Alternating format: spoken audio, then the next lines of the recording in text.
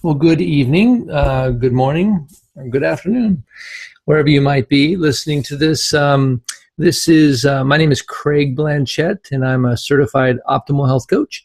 And it's really my privilege to bring you this. We've been going through Dr. A's Habits of Health, and tonight's installment is actually Chapter 2, and it's called The Path, the Creation of Optimal Health. And Dr. A, in the first sentence here, he says, if I were a genie in a bottle and could grant you the proverbial 3 wishes, I bet one of them would be for optimal health for you and your family. And when he says optimal health, he means the healthiest version of you possible. So that's different depending on where you're at in life. The good news is, that is one wish you can accomplish yourself. You just need to know how.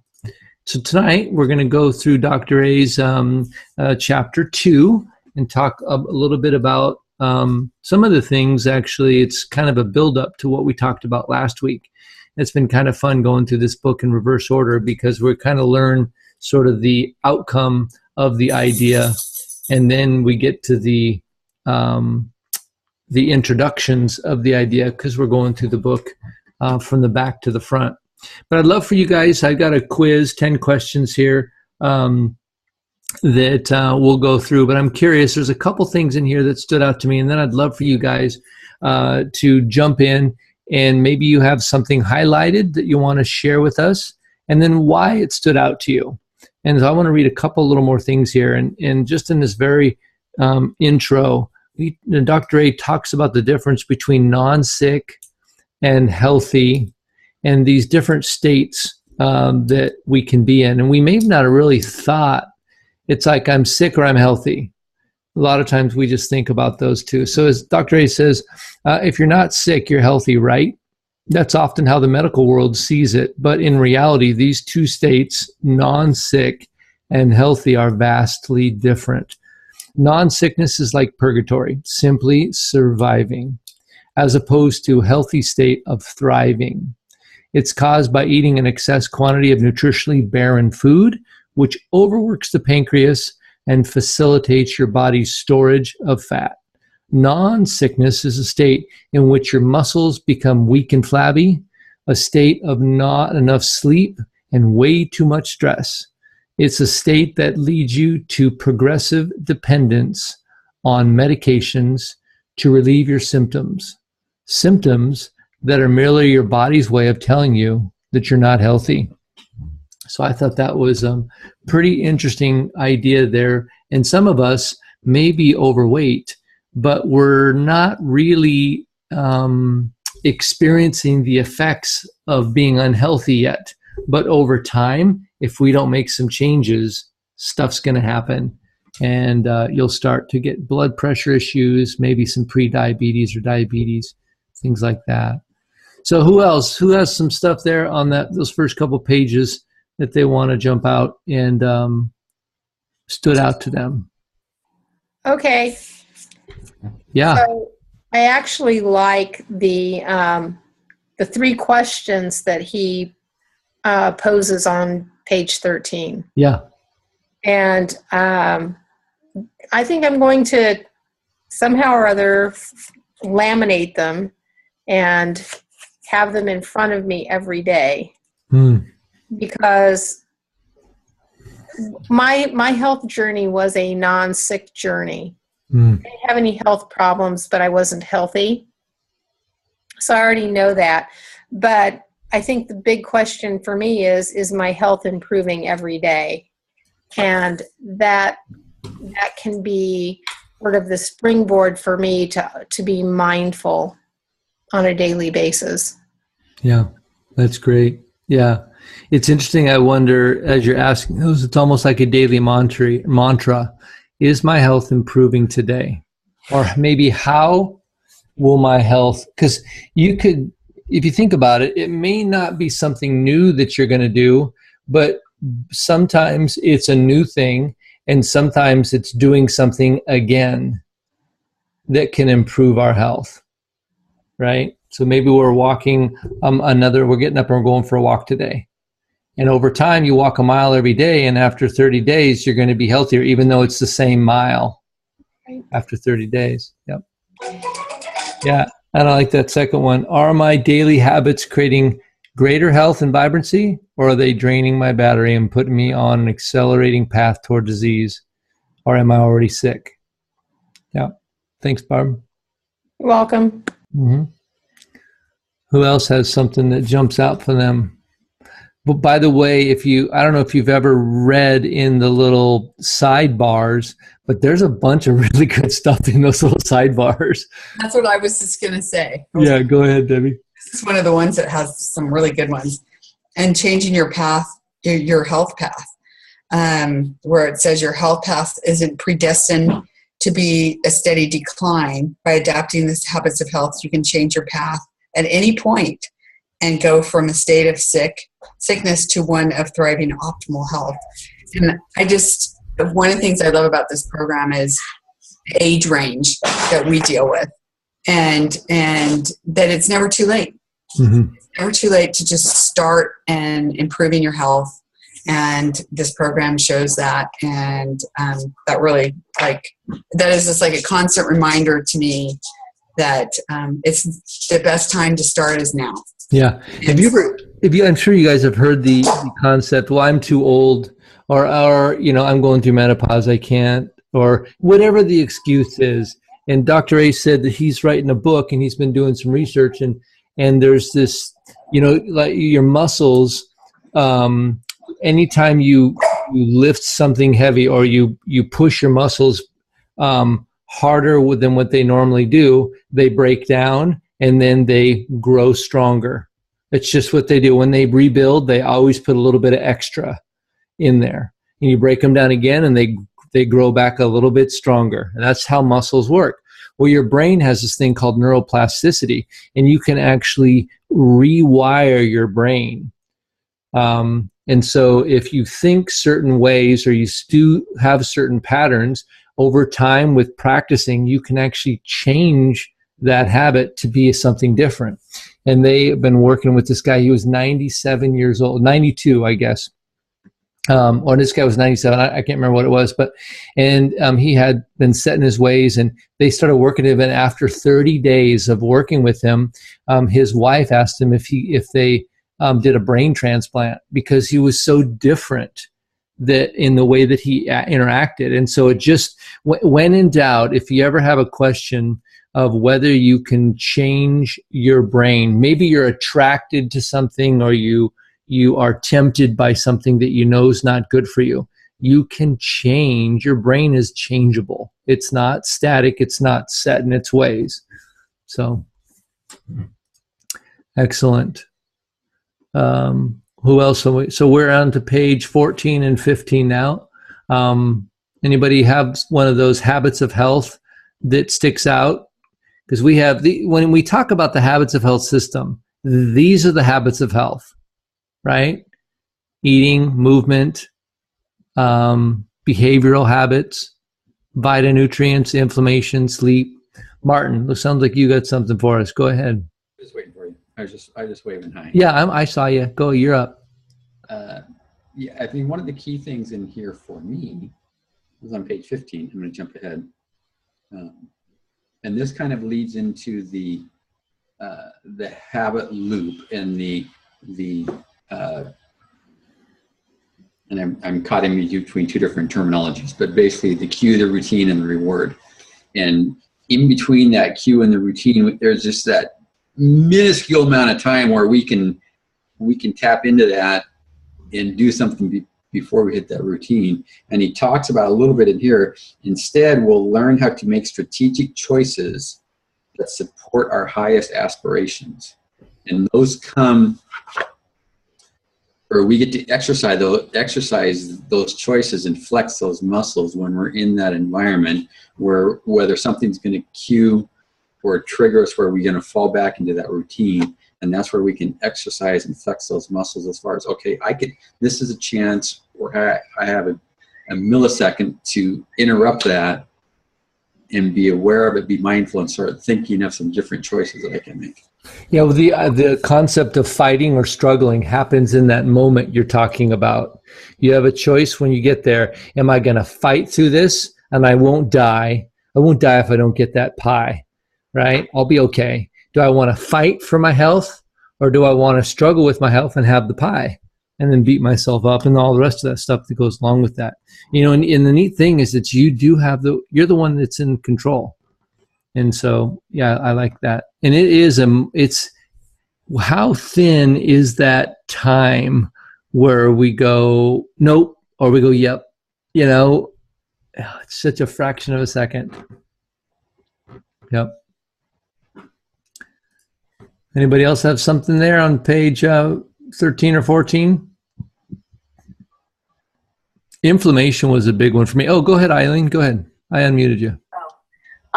Yeah, back to 13. What I liked on the sidebar was, I thought was interesting is, are you non-sick? When you're non-sick, you're neither healthy nor ill, but somewhere in between. You may be non-sick if you're overweight, which is pre-obese, not sleeping well, fatigued, weak or flabby, stressed out, taking lots of over-the-counter medications. So I addressed it to myself, and I think my problem would be not sleeping well, but it's gotten a lot better now that I'm on this program. But you know, there are times where I'm not sleeping well, but this has really helped me a lot. But I think that's a good point about you're somewhere in between. And if you don't take care of yourself, these things are going to happen where you're going to go into the sick. Mm-hmm. Yeah, one of the things when it says weak or flabby, and a lot of people with our program, the 5-in-1 works so good at getting the fat off, but it does little. It does nothing to build strength, right? Yeah, I mean, all it's going to do is process body fat. And the only way you can get stronger is through lifting something heavy, pushing something, pulling something, you know, weights, or walking up and down stairs. You have to stress your muscle in order for it to become stronger. And so one of the things that I talk about a fair amount is once you've gotten to your healthy weight, now you can exercise. That now you've earned the ticket to go exercise without the high chance of being injured. And so you need to go do that. Another thing too is that if you've had a lot of weight on your body, your legs are probably fairly strong. Well, when you lose that weight, you'll lose that weight-bearing weight because you don't have it on your body anymore. And so going and doing things on a regular basis, you know, whether you do some squats and some push-ups and planks in the morning, something that is simple as that, or, you know, when you walk up and down stairs, maybe you decide to go 2 steps at a time. And this is not called going to the gym and getting a gym membership. You know, this is just something you can do every time you go up in steps. And now if you do a gym membership, that's great too. But once you get to your healthy weight, yeah, the reality is that you need to start doing some type of strength training or exercise in order to move out of that non-sick state. Because just because you're thin doesn't mean you're fit. Yeah, Don, go ahead. I unmuted you. Yeah, Craig, along that line, I have went from the 5-in-1 to 4-in-2, and I have been eating a few more calories because we went and joined. We were at Club Fitness. We moved gyms. We're at Gold's now, and so I am in at a point where I'm working out. I'm picking up muscle mass again.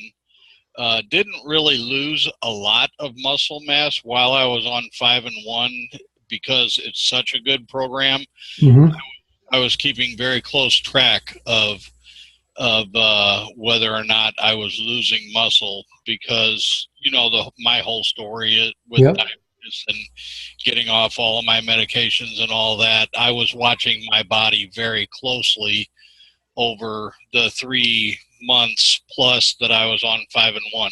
Mm-hmm. So now I'm on 4 and 2, going to the gym, picking up some muscle mass again, because it was a good 3.5, 4 months that I wasn't working out. So while I didn't lose a lot, I didn't do anything to pick up any more. Mm-hmm. So I have noticed that the scale has kind of plateaued because I'm picking up that muscle. Still losing fat, but because picking up muscle, the scale's not going to move. Yeah. You know? What? And so, a couple things to think about there is the human body can only put on, I think it's 1.9 pounds of lean mass per month, and that's with quite a bit of weight. So for us more average folks that aren't bodybuilders, we're looking at more down closer to 1 pound. And so if you're putting, if you're dropping a pound a week, but you're gaining a pound, you're not able to gain muscle that quickly. So one of the things, you should still be able to lose fat faster than you can gain muscle. And so you might work with your coach just on tweaking the 4 and 2 may be still too many calories depending on how much exercise you're having. So you might, if you still are trying to lose weight, you can work with Martin and myself, and we can help you fine tune that. I've always overestimate the output and underestimate the input as a rule. Yeah. And it's just when I do math, exercise math always works out to whether I need to eat more, and because I worked out more than I thought I burned more than I did. So, but yeah, we can help customize that. And ultimately, I love exercise, and so I'm glad you're enjoying it as well. Well, and that's one of the things I'm going to be talking to you guys about when we get to National Convention, is tweaking those things and that type of stuff. I've been tweaking exercise, the 5 and 1, the 4 and 2 exercise for 6 years now. So I have quite a bit of mad scientist nice. You and I need to find a quiet corner for a few minutes. Yeah, exactly. Right. Awesome, guys. Well, so you've got information, nutrients, you got sleep, positive environment. Oddly enough, sleep is probably better than easier than some of these.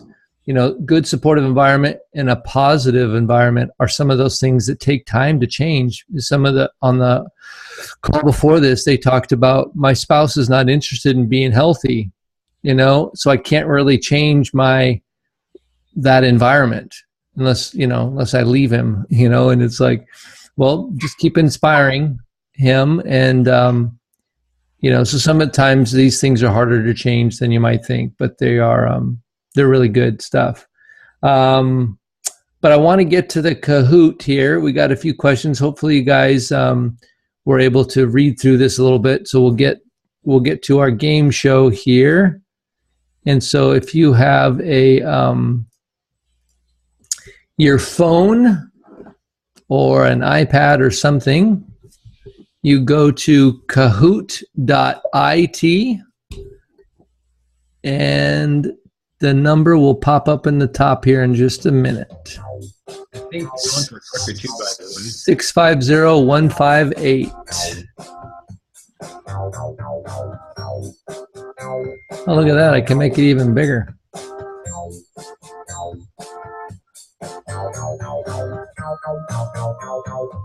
I don't know how to turn that sound off. So you guys just have to hear the music. You're trying to socially engineer us. Am I socially engineered? Yeah. No, socially engineering is with that. Music. Yeah, I can't hear you over the music. Sorry.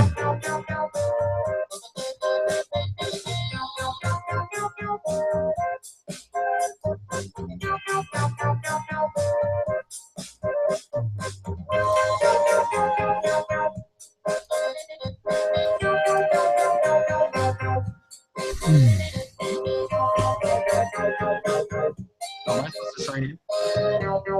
There's 6 of us. That's half of us. I guess it's waiting for a nickname. 7. What should my nickname be? Rodeo.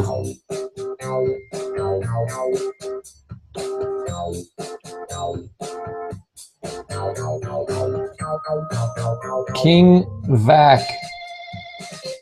Is that you, Martin? Yeah. All right, so that's 8. Is that everybody that's going to play? All right. Here we go. Are you ready? Chapter 2. Living in a non-sick state eventually leads to flabby muscles, sleep deprivation, increased stress, or all of the above. Who's going to be the winner tonight? Yes, all of the above. We just read that in that little sidebar that I think Eileen talked about. All right. Some good questions about health are, is my health improving every day? Are my daily habits creating greater health and vibrancy? Am I already in a non-sick state? Or all of these are good questions?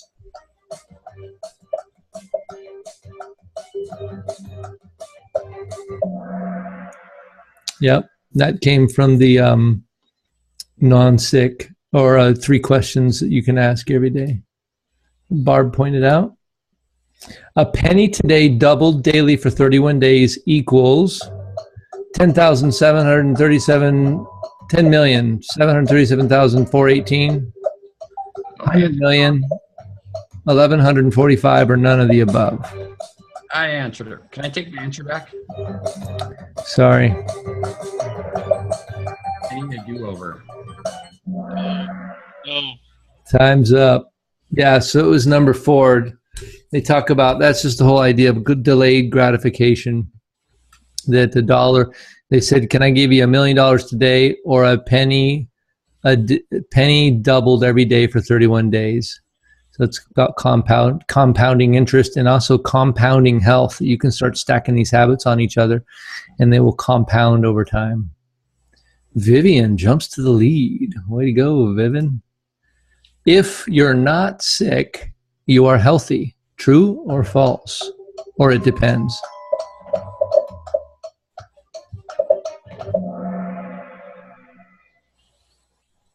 Yeah, that was sort of a tricky one, because if you're not sick, you might be healthy, but in a non-sick state. Sorry, I tricked everybody on that one, so nobody changed.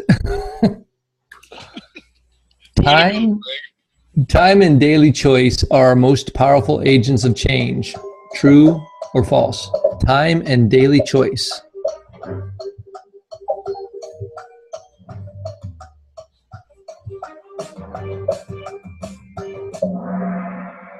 True. Time and daily choices. Correct. Good job, you guys. Making negative choices day after day that add up to poor health, disease, and premature death. True or false? That question wasn't worded very well, but you guys all got it right. Vivian's. Wow, close one here with Dawn. Where's King Vac at? It's off the board. Gastric bypass or prescriptions have major negative side effects. True or false? That is true. A lot of people that do gastric bypass, while they do change their weight, they struggle oftentimes with malnutrition and digestive issues. And some, I've known some that have gained their weight back, and then it becomes life-threatening in many cases. And then prescriptions force your body in a direction. And so there's always a versus nutritional intervention works with your body. And so that's why there's no negative side effects to vitamins and minerals and good nutrition. But they work slower than a prescription. But there's a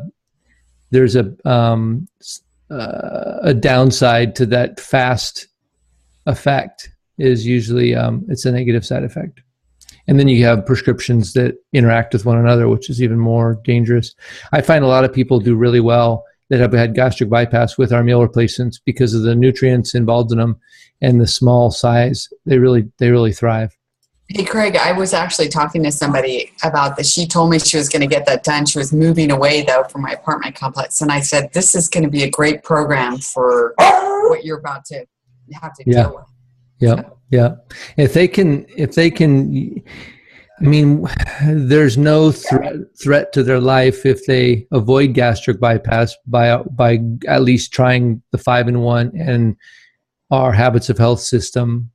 So if they can avoid it, I always recommend they avoid that because they're going to have to learn the habits one way or the other.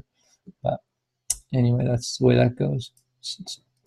Reducing inflammation is important so you can see your doctor often to ensure good heart health and longevity, so your insurance premiums can go up, or none of the above.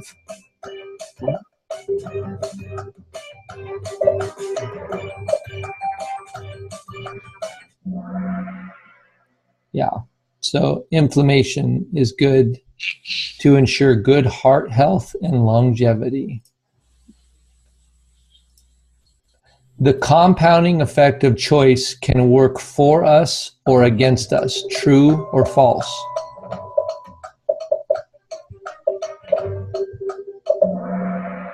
Yeah, it's that compounding effect of choice. It's those small decisions over time. As small bad decisions over time can ruin your health, and small good decisions or healthy decisions over time can save your health. All right. Last question. Dr. A's strategy for health is to introduce all the habits at once, to introduce these new healthy habits in baby steps, heavily focuses on eating less and moving more, or is it to balance your medications? Yep. Baby steps. I'm glad you guys did really well. You guys are really nailing this. So we have a new champion tonight, Vivian. Good job, Vivian. Well, I hope that was fun and enjoyable. Next week will be our last chapter, chapter 1, and then I'll probably end up having these only a half an hour each week, and we'll figure out what we're going to do moving forward. Next week is also the week when